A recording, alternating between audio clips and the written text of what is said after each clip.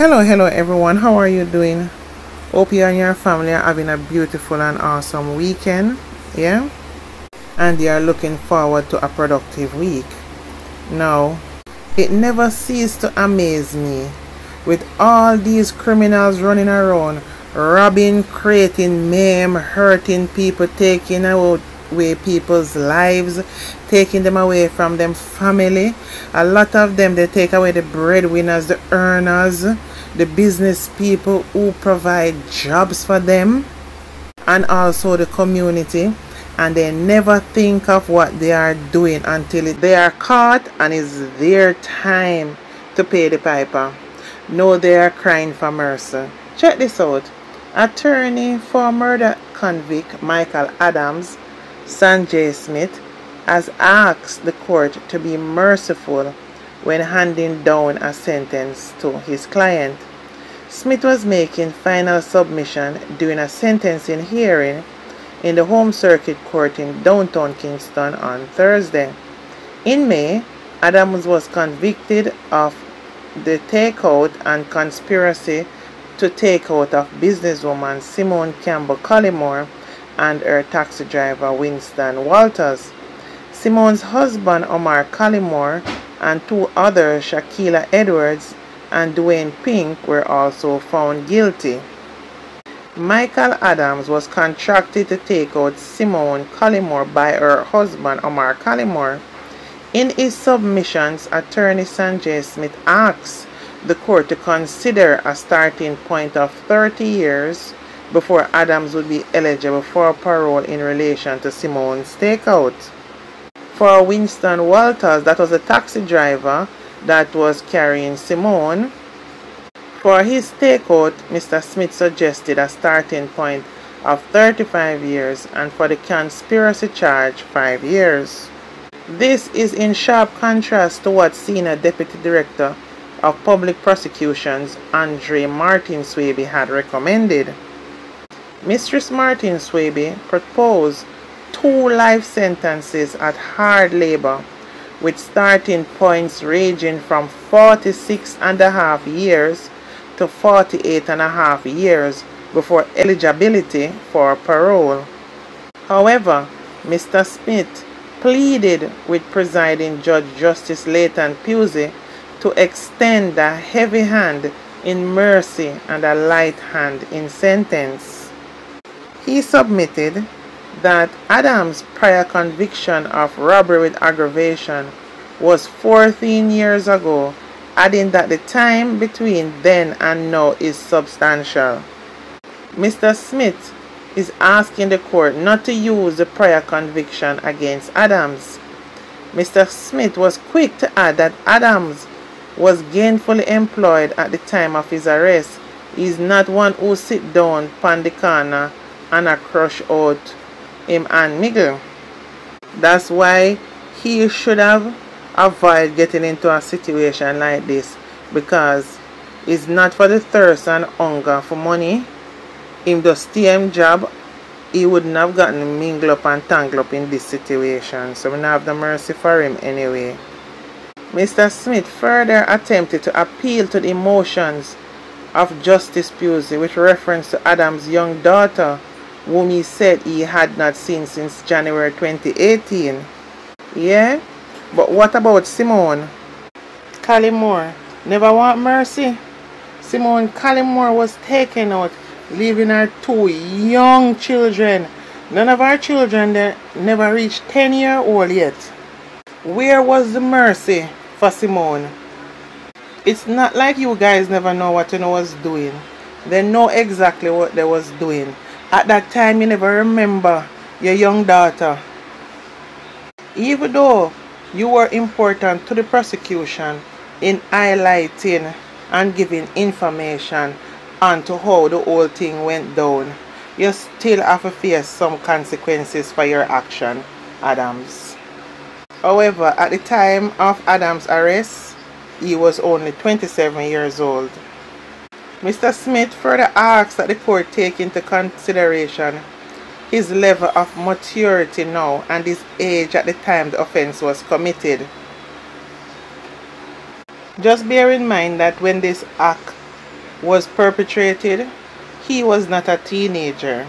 And even if he was a teenager, he would have to accept the consequences, because with the advent of social media and your own peers around you, nothing is hidden. So there's nothing that can stop you from knowing right from wrong. And you did a wrong thing. You're wrong on every level.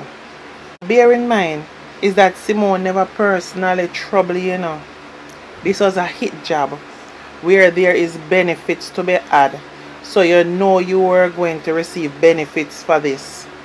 So you come out of your way and go all the way to Red Hills for the woman. Lay away to her, you and your friend them, and take her out. And if you watch the video, you were one of the bravest ones. You were just on it like pow, pow, pow, pow, going through. And now you're bald for leniency. Like, please. Just bear in mind that Simone was a young mother as well, and was never given a chance. His lawyer Smith also cited that Adams had a rough family life while growing up, his belief in God and his medical condition. Anybody that grow in Jamaica, whether they come from the haves or the nuts, they all experience challenging lives on many different levels. It still is not an excuse to go take people's life. In the meantime, attorney for Shaquilla Edwards, G. Nudge McDonald, asked that her client not be treated the same as the other accused men. Edwards was only convicted of conspiracy to take out. Previously in the trial, Miss McDonald told the court that her client was not present when the plan was being hatched. She noted that Edwards did not hide the fact that he knew the men were conspiring to take out Simone. However, she added that Edwards chose to provide the police with information during his question and answer, including the lies he told to escape being involved in the murder plot. Miss McDonald asked the court to consider his cooperation with the investigation, his youth, his history of childhood trauma, and the fact that he has no prior convictions. It always irks me when people try to use their past and their past traumas or experience as a reason to be a failure in the future. There is no excuse for that, because everything I go through in life, it's a learning experience of what to do, what not to do, and where you want to take your life, which level in life you want to be at. It's not supposed to be a pedestal for you to continue to create mayhem, because if you go through a rough life, you don't want to continue creating rough life for other people and yourself and even your offsprings. His lawyer, Miss McDonald, further submitted that Edwards' withdrawal from the plot to take out Simone and his acknowledgement of the impact on the families of the victims, he has shown remorse. If he was so remorseful, why didn't he go to the police as a snitch, where they could do something in terms of to save Simone's life before this all happened?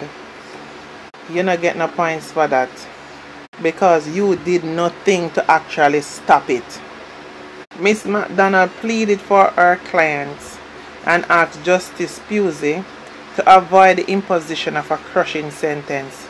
She stated that Edwards did not participate in the murder, and as such, he should be granted a lesser sentence than that of any person who saw the plot through to the end.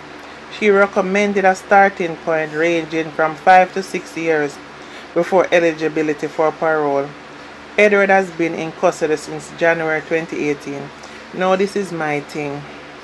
If you are a person who have been already experienced in these kind of plot and hit to hire, in 5 to 6 years, if you get 5 to 6 years and you come back out on the road, it's easy for you to get caught up in it. I'm not saying that people can't change, but based on history and what we're seeing going on in Jamaica, people do heinous crime go to court, say for example the witness don't turn up, them get a slap on the wrist sentence, or they are released, or what they get caught doing again, the exact same thing and worse, or they are taken out by cronies while doing the act of the same kind of thing, or police take them out. We have to set an example in the court system to give them some sentences that let them feel it. When they come back out, that energy to be so vile or participate in situations like this is not encouraged, because they may feel like, whoa, I'm bust the case, man, they are road, you know, anything goes, them up for anything, because guess what, they had lost some time, so they're going to come make up for it now. Imagine Simone Collymore was not suspecting this. She not do anybody anything, so she not suspect or look out for no enemies. Our driver, the taxi driver Winston Walters, him leave him family, gone out in the day just to do him regular routine, him job, being a taxi operator, not expecting that he was going to carry his client Simone Campbell Collymore to Stanley Terrace in Red Hill, St. Andrew on January the 2nd, 2018, and go lose him life, doing him job, him not trouble nobody. And then you guys are there pleading for mercy when you guys never showed no mercy to Simone and Winston Walters. Listen to me, man, you must rot in hell. Anyway, the sentence hearing will continue on Tuesday morning at 10 p.m. I can't wait to hear exactly what will be the sentence for the big bad leader of all this, Simone Collymore husband, who contracted all these men to put this hit on his wife for what? All for money. And he knows that he has children with her, 2 young kids, and they need their mothers. Children always need their mother. They need their mother and their father. But you know, such two mothers, we do the mushy, and you know that little tenderness is what you get from your mother.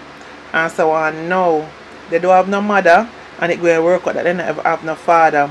He never did stop to think, so wait, suppose everything go wrong or anything go wrong, what going to happen to me picking them? That was his last thoughts. So me really want to hear what kind of sentence him give, because trust me, even life sentence is still not good enough, honestly. Anyway guys, we keep our ears open for what eventualities will be coming up next. Anyway guys, please remember to like, comment and subscribe to my platform, please. Love you all. Bye for now.